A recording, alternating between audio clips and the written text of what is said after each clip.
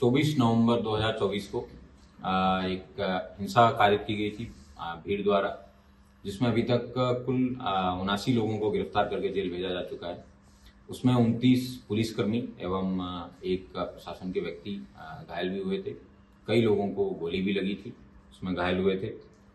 उसमें पुलिस द्वारा इन्वेस्टिगेशन किया गया है। थोरो प्रोफेशनल इन्वेस्टिगेशन के बाद में आज संबल पुलिस को एक अच्छी सफलता हाथ लगी है, जिसमें उस दिन घटना कारित करने वाले जिसने व्यक्ति द्वारा असले प्रोवाइड किए गए थे, जिस व्यक्ति के द्वारा इंस्ट्रक्शन दिए गए थे, जिस व्यक्ति के द्वारा ये हिंसा करवाने के लिए असले भी प्रोवाइड किए गए थे, उस व्यक्ति को पुलिस द्वारा गिरफ्तार किया गया है, जिसका नाम गुलाम पुत्र मुख्तार है। ये मोहल्ला दीपासराय नखासा का रहने वाला है। इस व्यक्ति को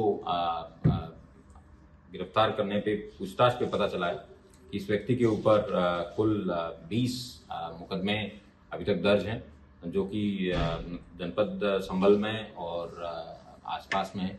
इसकी लंबी क्रिमिनल हिस्ट्री दिल्ली और एनसीआर के अन्य जगहों पर भी हो सकती है, उसका भी पुलिस द्वारा खंगाला जा रहा है। इसके द्वारा बताया गया कि पूछताछ में 23 तारीख को इसने अपने बॉस सारिक साठा से बात की थी। सारिक साठा को यहाँ के किसी स्थानीय व्यक्ति द्वारा बताया गया है कि 24 तारीख की सुबह को सर्वे होगा। सर्वे के समय किसी भी सूरत में वो सर्वे नहीं होने देना है। पूछताछ के दौरान इसके द्वारा ये एडमिट किया गया कि जो सारिक साठा है ये एनसीआर से गाड़ी चोरी करवाने की गैंग का सरगना है। वो भी आज से कुछ साल पहले फर्जी पासपोर्ट बनाने के बाद में यहाँ से विदेश चला गया है। ये वहीं से बैठ के इस गैंग को संचालित करता है और यहाँ भारत में उसका काम करने के लिए ये व्यक्ति गुलाम है, ये काम करता है। और गुलाम द्वारा दिल्ली एनसीआर से गाड़ियाँ चोरी करके उनको मणिपुर, नॉर्थ ईस्ट में, कलकत्ता में, मणिपुर में बर्मा बॉर्डर पे दी जाती है और उसके बदले में इनको असले मिलते हैं और उन असलों को देश भर में सप्लाई करने का काम ही करता है। इसी में ही पुलिस को और अच्छी सफलता मिली है, जिसमें पुलिस द्वारा इससे जब रिकवरी की गई है इसकी निशानदेही पे, तो एक 9mm की पिस्टल पुलिस को इसके पास से मिली है। 2 पिस्टल 32 बोर की इसके पास से रिकवरी में मिली है। 1 अदद मैगजीन मिली है। 5 9mm के जिंदा कारतूस इसके पास से मिले हैं। एक तमंचा है, वो 315 बोर का इसके पास से मिला है। .22 के भी कई कारतूस मिले हैं। 30 बोर के भी इसके पास से कारतूस मिले हैं। और उससे भी ज़्यादा बड़ी चौंकाने वाले तथ्य ये हैं कि इसके पास से एक BO-06 Dynamit Nobel Aktiengesellschaft Troisdorf Germany लिखा हुआ एक बॉक्स मिला है, जिसमें उसके 12 बोर के 20 कारतूस मिले हैं, जबकि उस बॉक्स पे 12 बोर के 7 कारतूस मिले हैं, जबकि उस बॉक्स पे लिखा है 20 कारतूस का। इसका मतलब इसने 13 कारतूस कहीं अन्य जगहों पे इसने प्रयोग भी किए हो सकते हैं। ग्रेट ब्रिटेन का भी इसके पास से एली नॉच करके एक कवर है, वो मिला है। और मेड इन इंडिया की पैनी के इसके 12 के AF के और चेकोस्लोवाकिया के बने हुए इसके पास मेड इन चेकोस्लोवाकिया के भी कारतूस हैं, वो मिले हैं।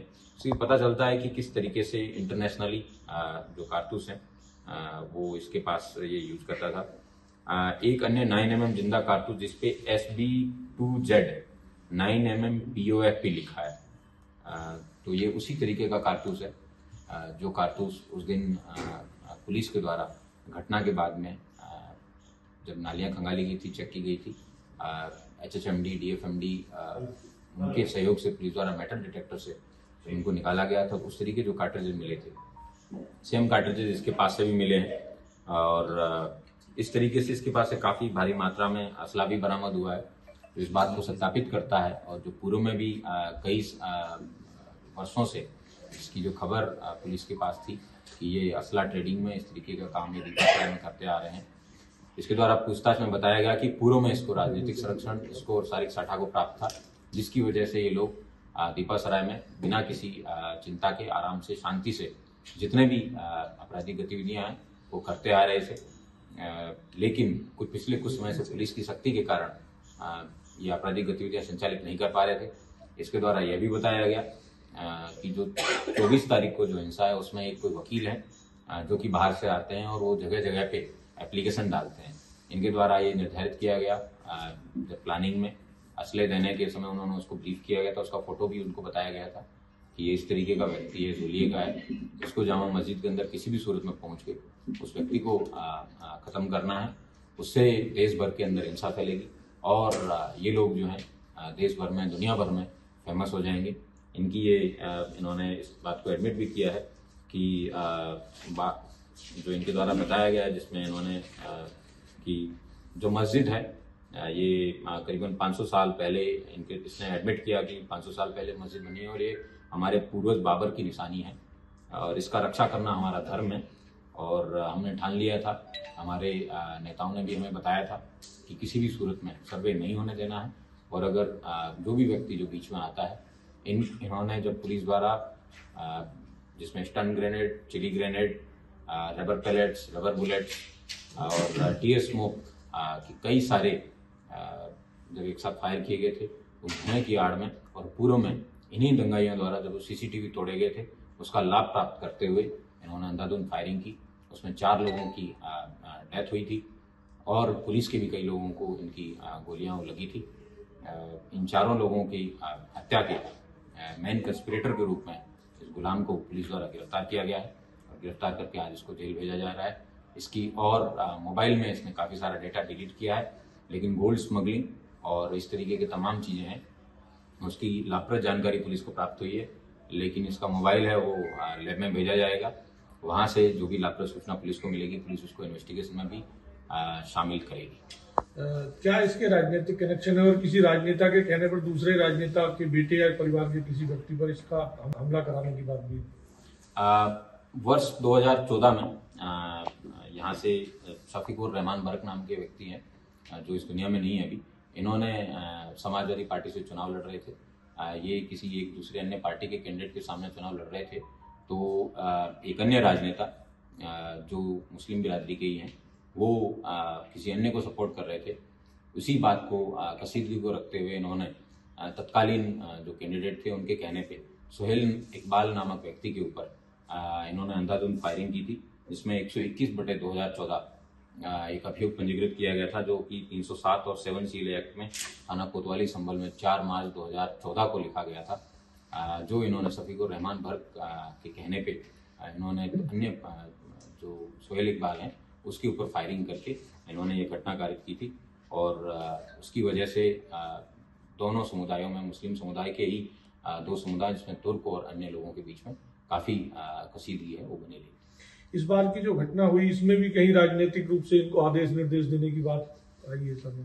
पुलिस को कई ऐसे व्हाट्सएप ग्रुप्स मिले हैं जिसके अंदर भीड़ को इकट्ठा करने के, उसमें एक सांसद संबल नाम का एक व्हाट्सएप ग्रुप है जिसमें पुलिस को 21 नवंबर की रात्रि में लोगों को इकट्ठा होने के बारे में बताया गया था कि 22 को ज़्यादा से ज़्यादा लोग मात्रा में लोग आए और 23 और 24 तारीख के लिए भी उसमें विभिन्न प्रकार के घटना के बाद में इंस्ट्रक्शन दिए जाने की बात इस तरीके प्रकाश में आई है। उसमें से कई सारे मैसेजेस हैं जो जिन लोगों के द्वारा मैसेज किए गए थे, पुलिस द्वारा उनको पूछताछ के लिए बुलाया गया है, लेकिन कुछ लोग अभी तक पुलिस के सामने अपीयर नहीं हुए हैं। जैसे ही वो अपीयर होते हैं, पुलिस द्वारा उनसे पूछताछ की जाएगी और उनके मोबाइल से उस व्हाट्सएप ग्रुप को खंगाला जाएगा। सर, सारिक साटा का जो कांटेक्ट है वो कब से नेताओं के सामने आ रहा है सर? कब से नेता कांटेक्ट? सारिक साटा के बारे में उस व्यक्ति से पूछताछ पे ज़्यादा पता चलेगा, लेकिन जो उसके साथी से पूछताछ में पता चला है कि वो कई दशकों से यहाँ पे संभल में 1999 में भी उसके द्वारा कई लाखों की लूट है वो यहाँ के मेहनता व्यापारियों के साथ की जाती रही है। उसको पुराना संरक्षण प्राप्त था, इसलिए इतने बड़े घटनाएं कारित करता था।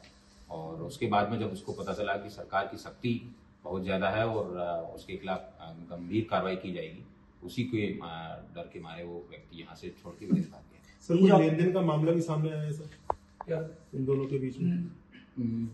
ये भारत में रह के सारिक साठा के लिए उसकी सारी आपराधिक गतिविधियां हैं उसको अंजाम देने का कार्य गुलाम द्वारा किया जाता है। सर, कितने साल से गुलाम का और सारिक साठा का कनेक्शन रहा है और किस माध्यम से ये सारिक साठा से संपर्क करता था? इसने पूछताछ में बताया और इसके मोबाइल से भी एक जंगी ऐप है उसके बारे में पता चला है, जिसका उस ऐप के अंदर ज़्यादा डेटा स्टोर नहीं रहता है और किसी भी सर्वर पे भी उसके मैसेजेस स्टोर नहीं रहते हैं, तो इसलिए वो सबसे मुफीद और सबसे सेफ ऐप माना जाता है। इसलिए उसके द्वारा, इन लोगों के द्वारा इस ऐप का प्रयोग किया जाता है और उसी से बात की जाती है। लेकिन इसके पास से सारिक साठा की पत्नी का भी मोबाइल रिकवर हुआ है, जो कि समय समय पे, ताकि इसके अपने मोबाइल शक ना हो इसके ऊपर, और उसकी पत्नी के मोबाइल से भी बात करता रहता है। इनके पास से सारिक साठा के 2 मोबाइल नंबर्स भी पुलिस को प्राप्त हुए हैं। पुलिस द्वारा इंटरनेशनल अथॉरिटीज़ हैं, उन सब से सामान्य से बिठा के जो भी डिटेल है उसमें निकलवाई जाएगी। टेलीकॉम अथॉरिटीज़ है, उनसे भी डिटेल ली जाएगी। साठा की पत्नी को पुलिस ने पूछताछ के लिए बुलाया था, क्या चीजें सामने आई थी? पुलिस द्वारा उसके द्वारा जराइम की दुनिया से जो भी संपत्ति कमाई गई है, उस संपत्ति को वेरीफाई करने के लिए, और वर्तमान में कोर्ट में कोर्ट में जो एक प्रॉपर्टी अटैच की गई है उसका नोटिस तामील करने के लिए, और इस हिंसा से संबंधित भी अगर उसको किसी प्रकार की कोई सूचना या जानकारी हो, उस लाभप्रद सूचना प्राप्त करने के लिए पुलिस द्वारा उसको बुलाया गया।